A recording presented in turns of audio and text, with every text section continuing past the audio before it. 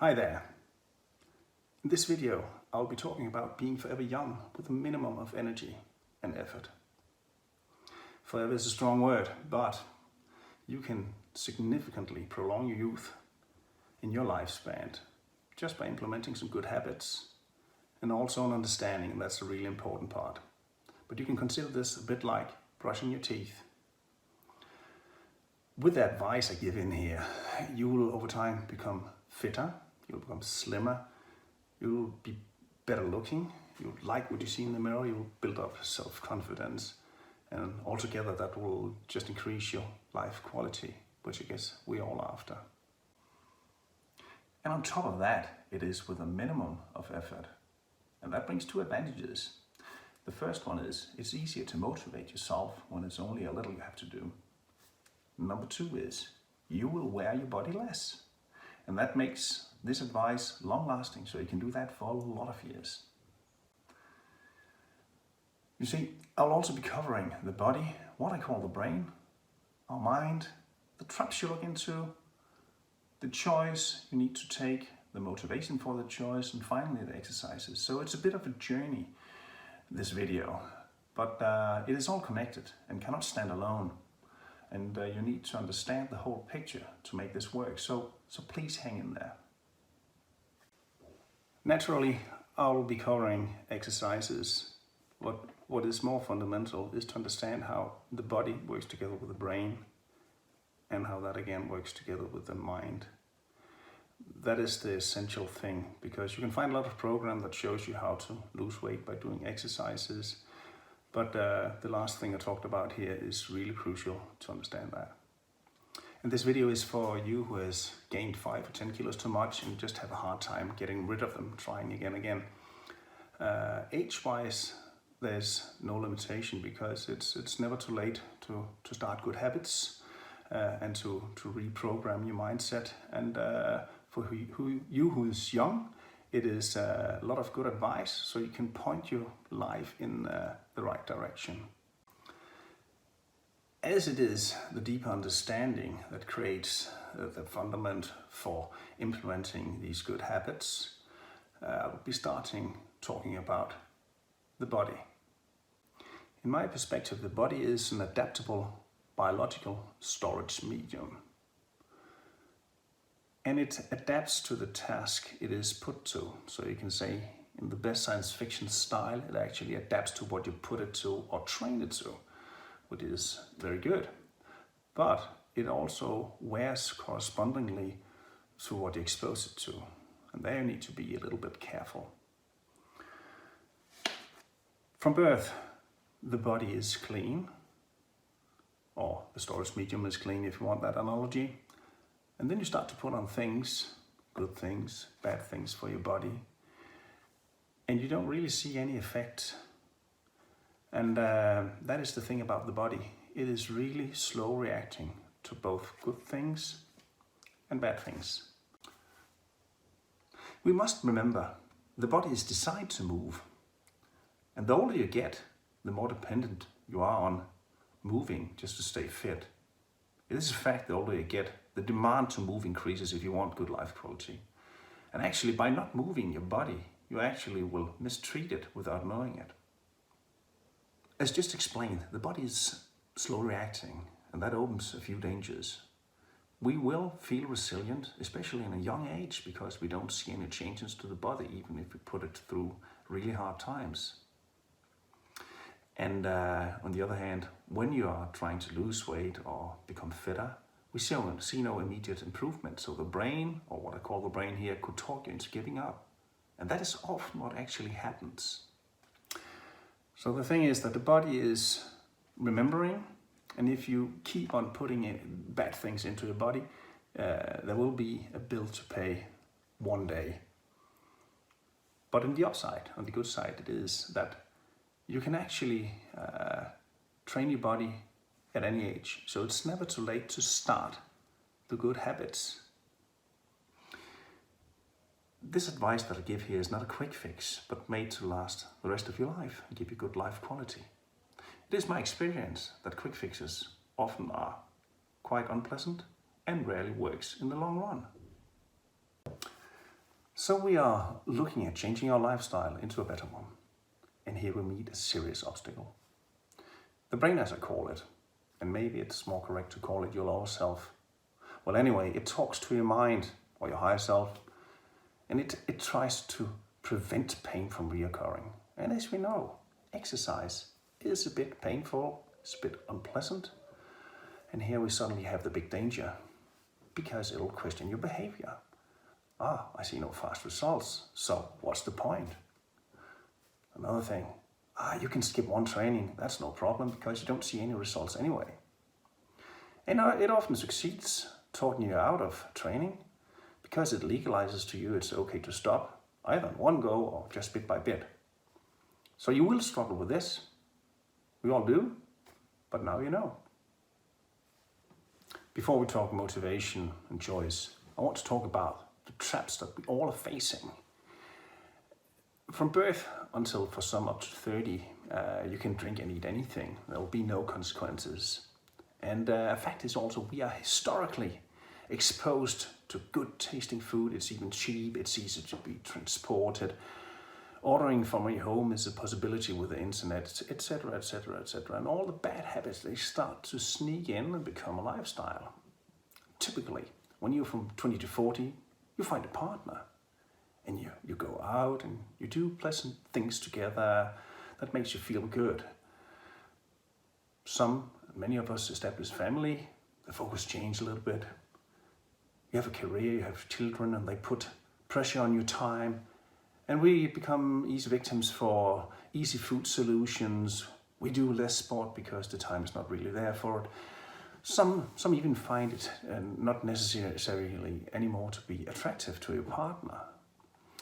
It becomes okay to gain a little bit of weight, and it sneaks up to 1 kilo per year. And imagine, after 25 years, how that looks.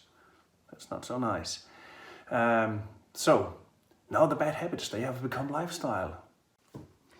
And from 50 to 60 to 70, we're trapped in those bad lifestyles, and we find it hard to get out of this bad circle we are in. So through all this journey, where you gain weight and you get trapped into these lifestyles, we become over time dissatisfied with ourselves. We get a lower self-confidence. We gain weight, and the joy in life is becoming more and more distant. And we slowly even legalize that to ourselves. It's okay, and we accept our new situation. Well, but the good news is you can change all that, and that's what we are talking about here. The choice and motivation. And yes, you have to be motivated, but for me it's more of a choice than it is a motivation. I'll try to explain why. You see, time goes anyway, so why not choose the right path? And now we have to talk about the exercise that I actually do to stay fit and all these things. More precisely, I'm talking here about 5-minute exercise daily, and that equals about 0.5% of our time awake. On top of that, I do 2 times half an hour pulse training with 80% pulse approximately. And with that, I can actually stay fit on all these things. So it's a good investment. And when you do it, you get fitter, you get slimmer, you get more attractive. You will like what you see in the mirror better, and you will have a happier life. You will all in all have better life quality, and that in a longer span of your life. But it is a choice for life. It's either or. There's no middle way. If you try to go a middle way, you go directly down the route to getting back to where you came from. So I'm motivated to get the benefits that I just talked about, but I'm also motivated not to get the alternative. And when my brain talks to me, then I talk back. There's no way I'll go and settle for less life quality.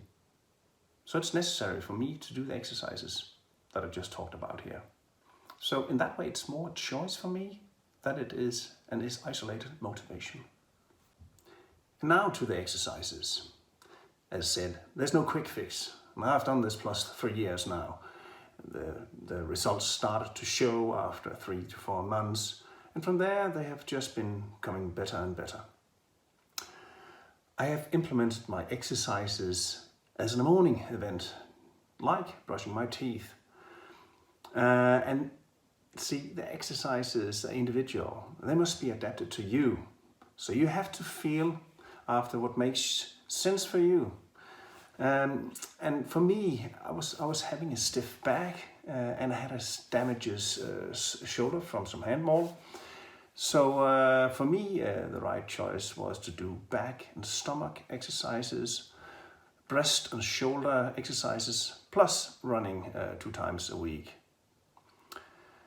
And I can say, okay, it's individual what kind of exercise you choose to do, but for most people, abdominal and back is a safe choice. So every day as a minimum, and that's really important to understand, it's a minimum. But I do 30 push-ups, I do 24 sit-ups, 20 back exercises, and then some stretching exercises. And the minimum here, that cannot be questioned by me. I do it every day, and it has to be the same for you. I do it in the start of the morning, so it is done. I don't have to think about that the rest of the day. And also I find that a good way of starting the day. So I know my exercises is done, and then I can go on from there.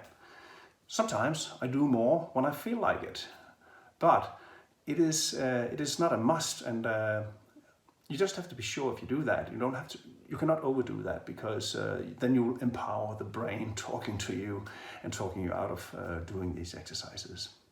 As an inspiration, I'll just go through the exercises that I do. For the sit-ups, I use a pillow. And I put my feet under the couch here. And then I just start going. And the first 4 of them is just up like this.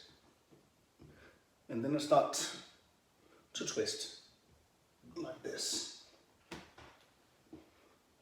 And for my back exercises, I still use the pillow for my knees. And they're quite simple. It's 20 of those.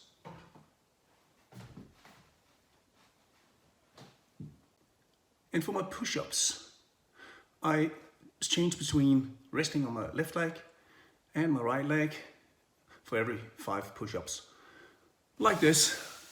And I'll also, between the exercises from day to day, I vary the distance between my hands. But it's like this. Now I'm resting on the left leg, and then I go all the way down like this, and then change, etc. Just like that. And furthermore, I do a bit of stretching exercises, and I think that's very important. On top of the morning training, I run 2 times a week as a minimum. Duration is around 30 minutes, and my pulse is around 80% of my maximum pulse. Here, the great autumn in Denmark. And the results that I have achieved so far is I can again see my ribs, I can see my stomach and chest, tricep muscles, they're quite visible, and even my biceps looks a little bit fitter now because I lost some weight. And that of course is very satisfying, and that makes me feel good. Now we're coming to the summary. And by understanding and accepting, not least that the progress is slow, and it is a necessary lifestyle for a good life, and that your brain will talk you out of it, and that it is a choice, either or, and that there is no middle way. Then you will be able to enter all the benefits. You will not become a fitness wonder, that's for sure, but you will ensure greater life quality. You will have a happier life, be more attractive, etc. What I told you about. And that for the rest of your life with a minimum of effort, which makes it long lasting. We've not talked about one thing, and that is food. And that plays a key role here.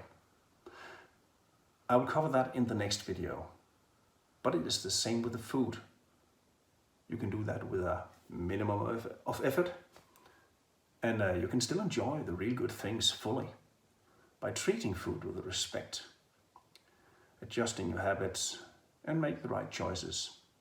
Finally, all the findings in this video are my personal findings in life. I'm not sponsored. So why am I doing this? For starters, I would have loved to know all this when I was younger, to point my life in a better direction earlier. Secondly, if I can inspire and give only one person a better life, it would really mean a lot to me. And it will also be the fuel for me to do more.